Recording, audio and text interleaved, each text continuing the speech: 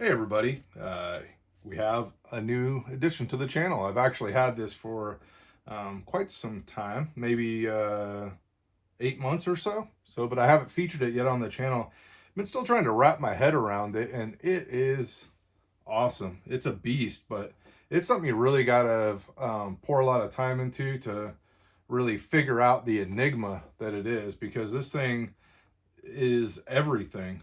In some ways, not so different from the Octatrack insofar as like what it is. It's totally different than the Octatrack, but it's similar to the Octatrack is as insofar as it does everything. So you have to kind of find your own workflow and figure out what do you want to do with this. This thing is a drum machine. It's a 6-voice analog polysynth. I mean, it's a sound designer's dream. It's a straight ahead drum machine. It's got the Roger Lynn flavor. It's got the Dave Smith flavor.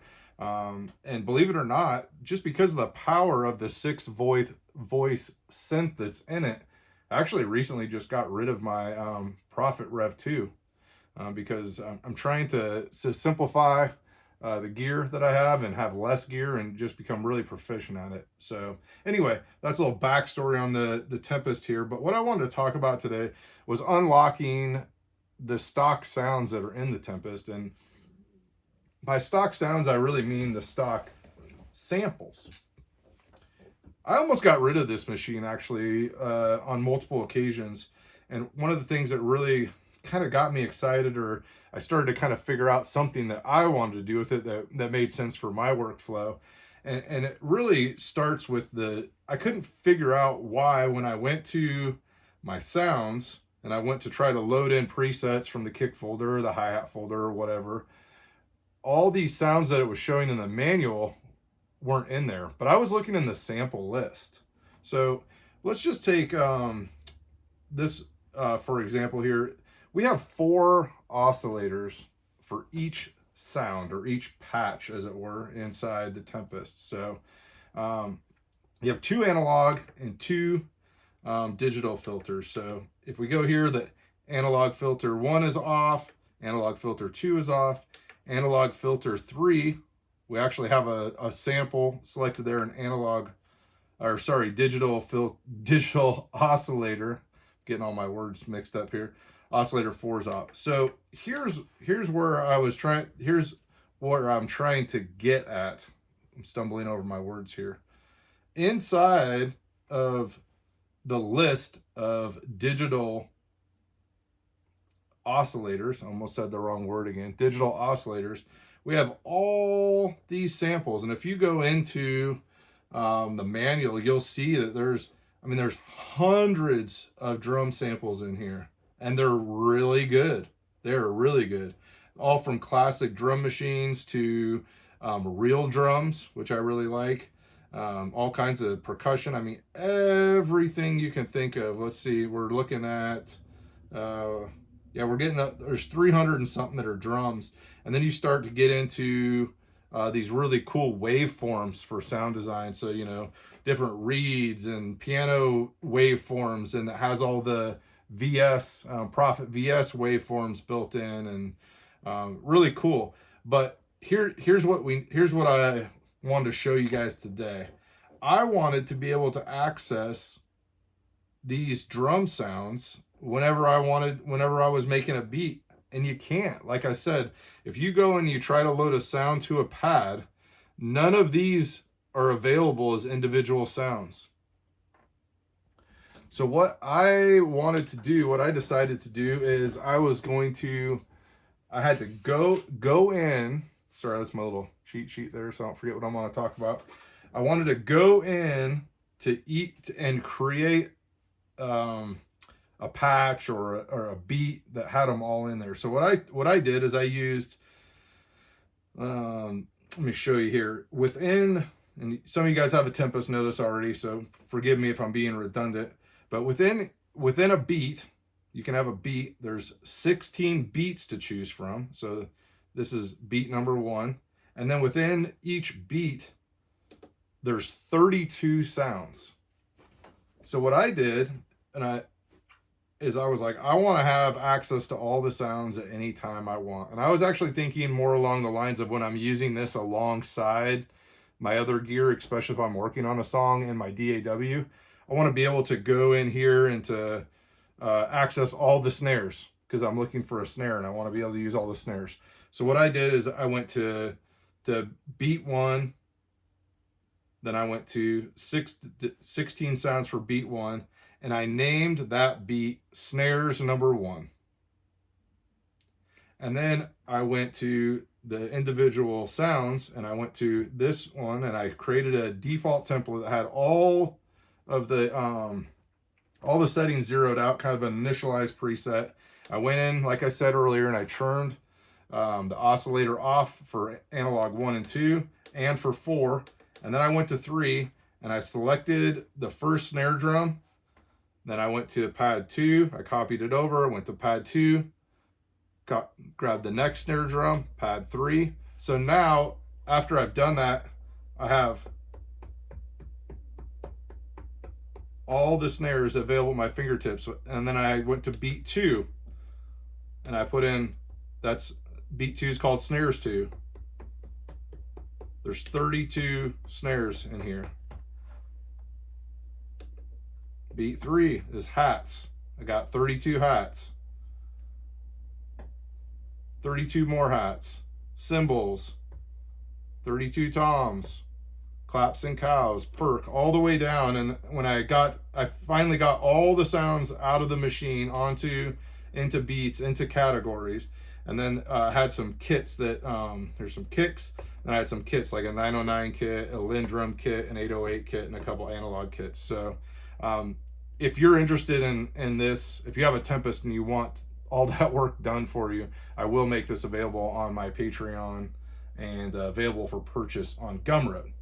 Now, that was really cool, and I enjoyed that workflow, because now when I'm working on a beat, if I want to add a ride, if I want to add a hat, I can go in here, I can program it from here, I can program it from Ableton, and I can choose really quickly from all those different hats or all those different snares or whatever I'm looking for. I was excited about that, and it's been working fine. But now I've been taking this out of the studio and working on programming beats. And what happened is right away, I wanted to have a blank beat, and I wanted to choose the sounds. I realized that when I went and saved all these sounds in a beat, that was great. But if you look here on any of these given sounds, you before right here, it tells me what the sample name is. It said light rim, and then it just had the default name. I think it's called basic or something like that.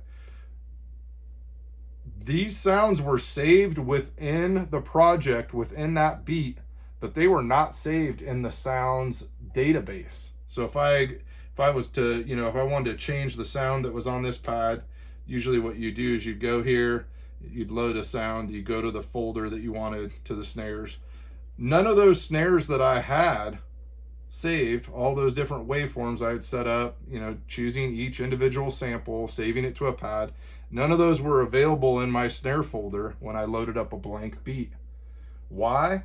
Because you can save sounds, individual sounds inside a beat, but they're not saved outside of that beat in the sounds list or the individual sounds.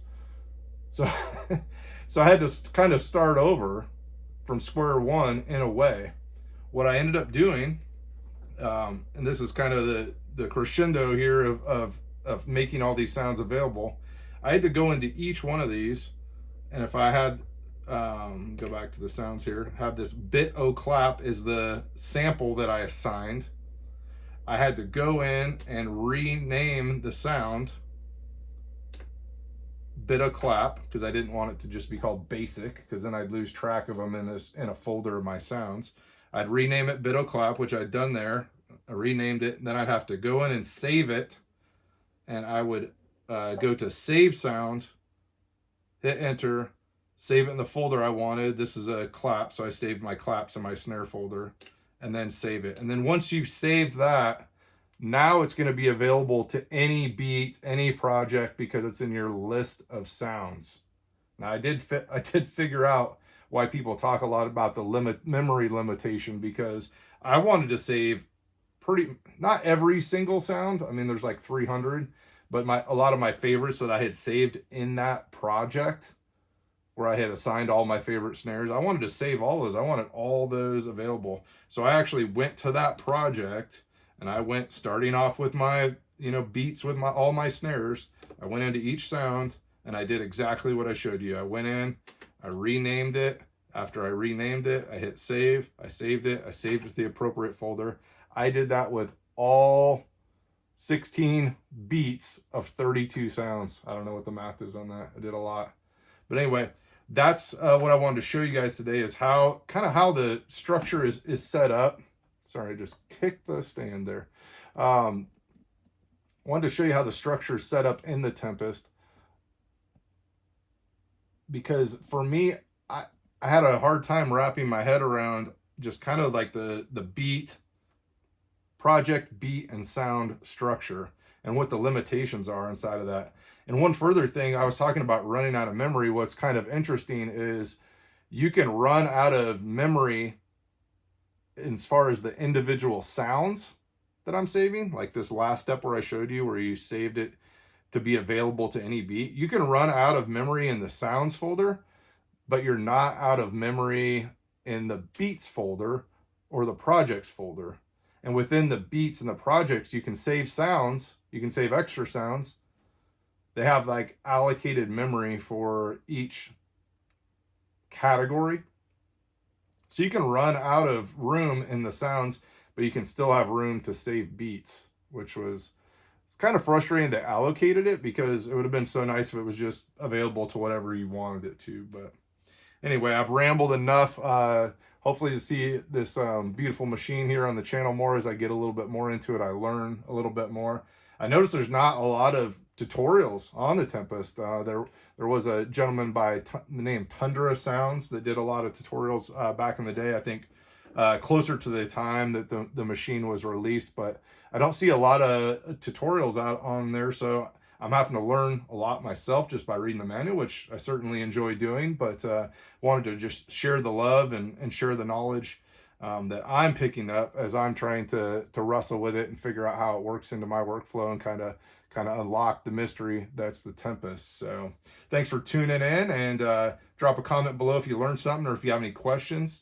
And again, would love to see you over on Patreon. You can pick up, I'm going to upload I'm going to upload everything. I'm going to upload the project that has I call it tons of drums, that has all the snares and all the categories. And I'm going to just upload a master sysx file that has everything on my machine right now, because my machine's pretty much blank except for everything I just showed you.